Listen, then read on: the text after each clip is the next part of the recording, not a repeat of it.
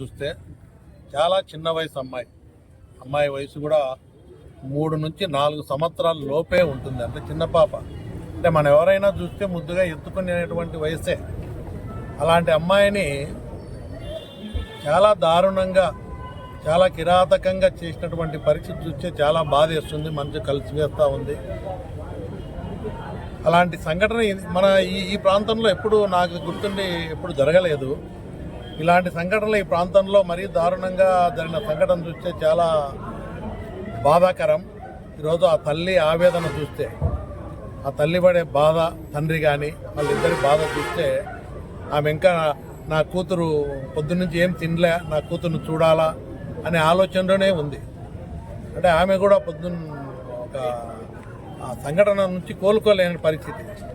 ఈరోజు ఇలాంటి సంఘటనకు ఆమె మాట్లాడే పద్ధతి చూస్తే, నేను కూడా ఇప్పుడే ఆమెతో చూస్తే మీరు కూడా చూశారు.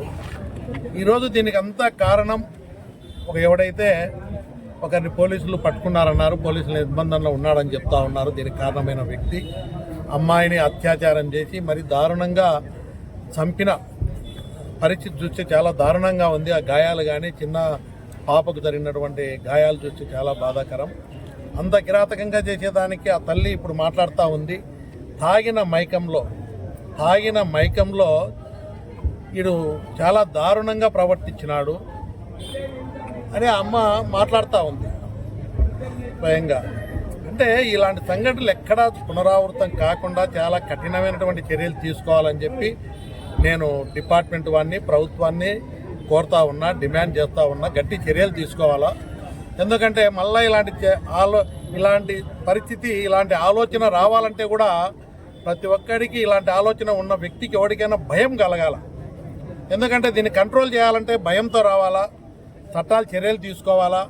మళ్ళీ ఇలాంటి ఆలోచన వచ్చి ఇలాంటి జరిగితే ఎట్లా ఉంటుంది శిక్ష అనేది, కఠినంగా ఉంటుంది అనేది, చాలా కఠినంగా ఉంటుంది అని ఆ జరిగిన చర్యల వల్ల మిగతా వాడికి భయం కలిగే విధంగా చర్యలు ఉండాలంటే అభం శుభం తెలియని చాలా చిన్న పచ్చి వయసు. ఆ పాపను చూస్తే ఎత్తుకునే వయసు. వాడిని దగ్గర తీసుకున్నారంటే కూడా ఎవరో మామూలుగా ముద్దాడతారులే అనే పరిస్థితిలో ఉంది ఆ పాప చూస్తూ ఉంటే. చాలా చిన్న వయసు, అది కిరాతకంగా చేశారు.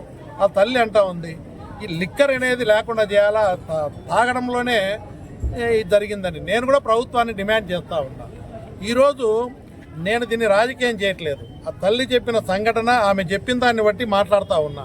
దీనికి కారణం ఎక్కడ పడితే అక్కడ విచ్చలవిడిగా బెల్ట్ షాపులు ఏర్పాటు చేసి, కూల్ డ్రింక్స్ కంటే అన్యాయంగా ఎక్కడ పడితే అక్కడ లిక్కర్ దొరకడం అనేది చాలా బాధాకరమైన విషయం. ఎందుకంటే లిక్కర్ అనేది మద్యం, ఒకవేళ ప్రభుత్వం దీన్ని ప్రభుత్వ పరంగా చేస్తున్నప్పటికీ కూడా ఒక కంట్రోల్ అనేది లేకపోతే, కంట్రోల్ లేకుండా చిన్న వయసు వాళ్ళు కూడా తాగుతూ ఉన్నారు పిల్లలందరూ. ఈరోజు మైనర్లు కూడా తాగే పరిస్థితికి వచ్చినారు మందు తాగేదానికి. ఏ ప్రభుత్వం అన్నా ఎవరున్నా కూడా ఇంత విచ్చలవిడిగా మద్యాన్ని, ప్రతి ఊరిలో మద్యం దొరికే విధంగా ఇప్పుడు ఆమె కూడా చెప్తుంది. మద్యాన్ని కంట్రోల్ చేయకపోతే ఆమె ఎంత బాధపడి చెప్తా ఉంది. కాబట్టి నేను గవర్నమెంట్ని కోరుతా ఉన్నా, ఇలాంటి సంఘటనలు జరగకుండా కఠినమైన చర్యలు తీసుకోవాలని. ఈరోజు ఒక విధంగా కారణమైనటువంటి లిక్కర్ ఏదైతే విచ్చలవిడిగా ఉందో దాన్ని కంట్రోల్ చేయాలా. మైనర్లు కూడా, లేని వాళ్ళు కూడా అలవాటు చేసుకునే స్థాయికి లిక్కరు అందుబాటులో ఉండడం వల్ల కూడా ఇలాంటి సంఘటనలు జరుగుతూ ఉన్నాయి. పిల్లలు చెడిపోతూ ఉన్నారు.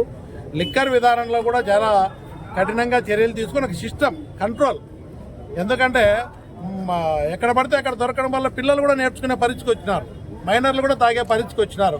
కాబట్టి ప్రభుత్వాలు అనేది ఇవన్నీ ఒక పాలసీ కింద నిర్ణయం తీసుకొని చర్యలు తీసుకోవాలని చెప్పి డిమాండ్ చేస్తారు.